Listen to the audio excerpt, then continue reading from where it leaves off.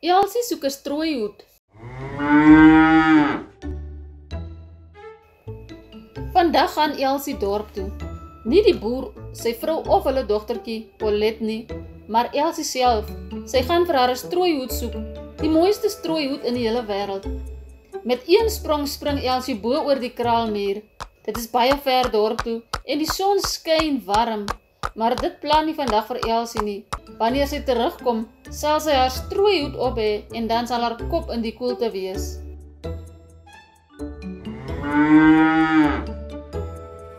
Toe Elsie in die dorp aankom, begin haar hart vinniger klop. Daar is so baie winkels, sy kies die naaste een. "Goeiemôre," sê die winkelier toe sy binne stap. "Kan ek u dalk help?" Elsie glimlag. Sy hou daarvan om u genoem te word. "Ek soek 'n strooihoed, asseblief." Die winkelier skud sy kop. "Ek is jammer, dame, maar ons verkoop net harde ware. Dit is spykers en tange, slotte en sleutels, kanne en emmers." "O, gits nee," sê Elsie verskrik. "Spykers sal gate in my strooihoed steek. Totsiens."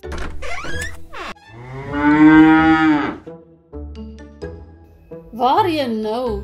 wonder Elsie toe sy buite kom. Sy kyk rond. Wag, daar gaan 'n winkel se deur oop. 'n Man kom uit. Elsie stap deur die oop deur. "Goeiemôre," sê die vriendelike jongman agter die toonbank. "Waarmee kan ek die mooie meisie help? 'n Nuwe rekenaar of dalk die oue verbeter?" Elsie glimlag skaam. Die jongman is vol grappies. Sy hou van grappies. "Ek wil 'n strooihoed hê, asseblief." "Strooihoed?" vra die jongman en kyk op sy rekenaar. "Nee, daardie program het ons nie. Of is dit 'n speelietjie?"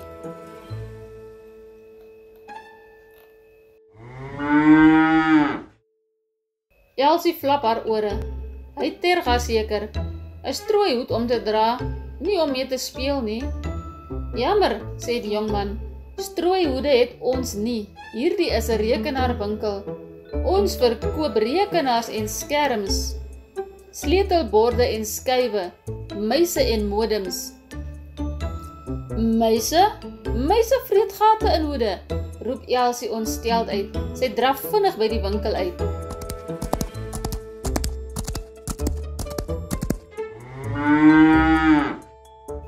Waar moet sy nou gaan soek, dink Elsie toe sy verder loop. Miskien in die winkel. Dit lyk net reg. Alles daar binnekant is so kleurvol. "Goeiemôre," sê die vrou aan wie die winkel behoort. "Waarmee kan ek help?" "Goeiemôre, ek soek 'n strooihoed, asseblief." "'n Strooihoed?" Die vrou dink diep. "Die boek ken ek nie. Wie is die skrywer daarvan?" Elsie frons. "Die skrywer? Ja, wie het die boek 'n strooihoed geskryf?"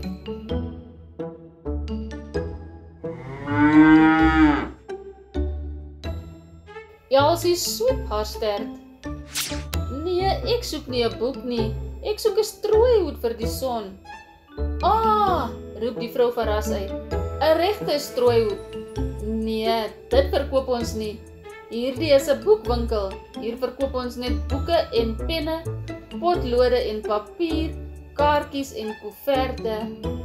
"Jeg," ril Elsie. Sy kry hoendervleis van papier wat kraak.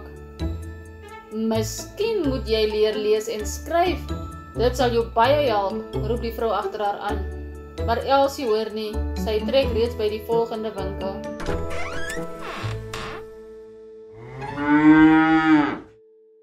"Hiert," roep die kassier benoud toe Elsie daar in hardloop. "Wat het ons hier? Versigtig waar jy trap." "Net nie daar vat nie. Staan asseblief 'n bietjie soontoe." Die man maak Elsie skoon deurmekaar. "Versigtig, versigtig." "Het u vir my 'n strooihoed asseblief?" vra Elsie. "'n Strooihoed?" Die man lyk kwaai. "Skeer jy die gek?" "O nee," sê Elsie ernstig. "Kyk om jou. Nee. Stadig met daardie ore en sterk. Net nou stamp jy iets af. Dit is 'n glaswinkel hierdie. Al wat ons het is bakke en bottels, glasse en vase, borde en bekers, beslis nie strooihoede nie. Elsie vlug by die winkel uit voordat sy iets breek.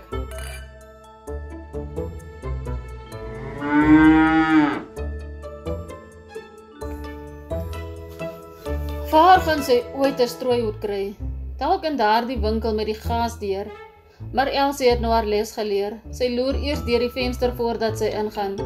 Tot haar skok sien sy boude en blaaie, spek en wors, hoenders en ham. O, jenetjie tog, hier hoort 'n koei nie. Elsie draf so vinnig as wat sy kan verby die winkel.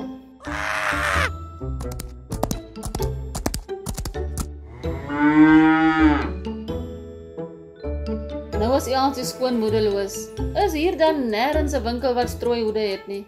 Maar wag, wat sien sy in die winkelvenster daar oorkant die straat? Elsie storm haastig nader. Sy staar groot oog deur die venster. Binne sien sy hoede en nogmals hoede. Jippie! Jy sê bly en wikkel die winkel binne.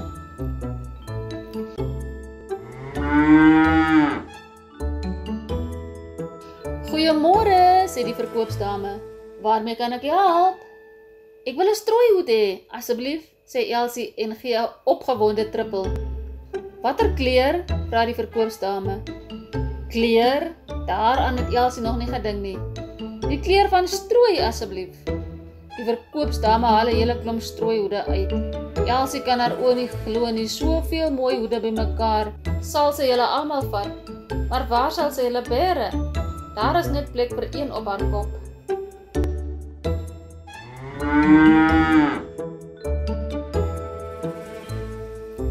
Sy kies die strooihoed met die pink strik en die geel blom. Wil jy dit aanpas, vra die verkoopsdame. Elsie sit die hoed op. Sy kyk in die spieël. Dit is die mooiste hoed in die hele wêreld. Sy is die heel mooiste koei wat daar is. Dit pas jou goed, sê die verkoopsdame. Sal dit al wees? O ja, dankie, antwoord Elsie en glimlag vir haarself in die spieël.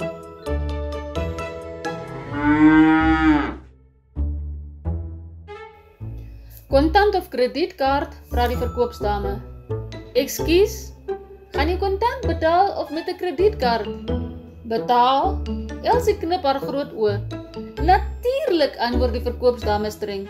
Jy kan nie koop sonder geld nie. Geld? Die verkoopsdame is nou vies. Niemand koop sonder geld nie. Elsie se oë rek. Dit het ek nie geweet nie. Die verkoopsdame pluk die hoed van Elsie se kop af. Elsie sluip baie verleë by die winkel uit.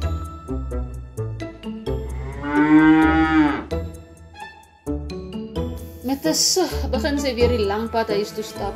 Die son brand warm op haar kop.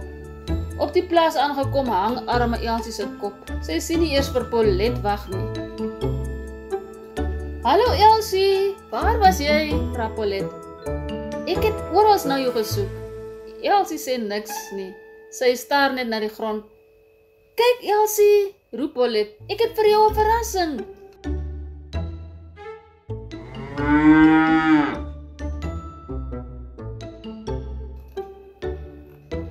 Elsie kyk op. Wat sien sy daar in Paulet se hand?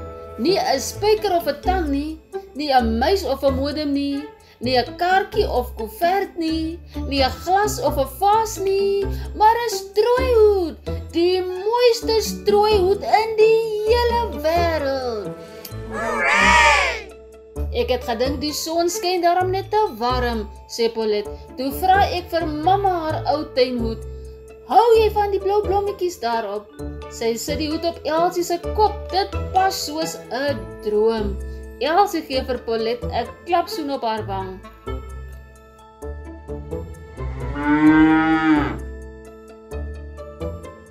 Sy kyk na haar weerkaatsing in die dam. Hoe oulik lyk sy nie met 'n hoed nie. Ai, sy is verseker die heel mooiste koei in die hele wêreld. Dink Elsie, as ek nou net skoene gehad het wat by my hoed pas.